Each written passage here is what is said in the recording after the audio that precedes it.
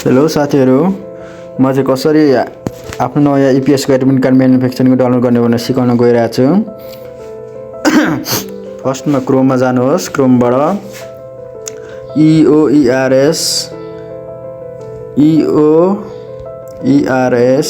EPS Nepal भनेर search गर्नुहोस्। EOERS EPS Nepal gov.np भनेर यो ठ्याक्कै सर्च गर्नुहोस्। यो सर्च गरिसकेपछि यस्तो हुन्छ। अथवा फर्स्ट लिंकले ओपन गर्नुहोस् eoers.epsnepal.gov.np। यसमा आफ्नो लगइन पासवर्ड राख्नुहोस्। यसमा लगइन आफ्नो पासवर्ड लगाइसकेपछि लगइन गर्नुहोस्। लगइन हुन चाहिँ टाइम लागिरहेछ। लगइन गरिसकेपछि यसरी आउँछ साथी हो। यसमा डेस्कटप साइड गर्नुहोस्, अलिक सजिलो हुन्छ। डेस्कटप साइड गरेपछि फेरि यो लगइन गर्नुहोस् लगआउट भएको खण्डमा। डेस्कटप साइड भएपछि एप्लिकेसनमा जानुहोस्। एप्लिकेसन पछि एक्जामिनेसनमा जानुहोस्।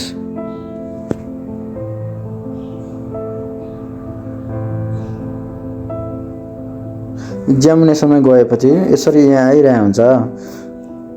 यो मेरो यो पहिलाको हो। यो माथिको अहिलेको म्यानुफ्याक्चरिङको यसमा यो 2024 थियो लास्टमा। यसलाई एडिट गरेर 2023 C501 गरेको छ। यसमा क्लिक गर्नुहोस्। ईपीएस टपिक यूबीटीमा क्लिक गर्नुहोस् साथी हो, यसलाई डाउनलोड गर्नको लागि। त्यसमा क्लिक गरिसकेपछि यसरी आउनेछ। यसरी आएको खण्डमा यहाँ admit card download admit card भनेको छ। यसमा डाउनलोड गर्नुहोस्। Download again. हस्, डाउनलोड गरिसकेपछि आफ्नो मोबाइलको फाइल म्यानेजरमा हुन्छ। हस् साथीहरु, आजलाई यति नै हो। यसरी नै आफ्नो नयाँ एडमिट कार्ड डाउनलोड गर्नुहोस्। हस् त साथीहरु।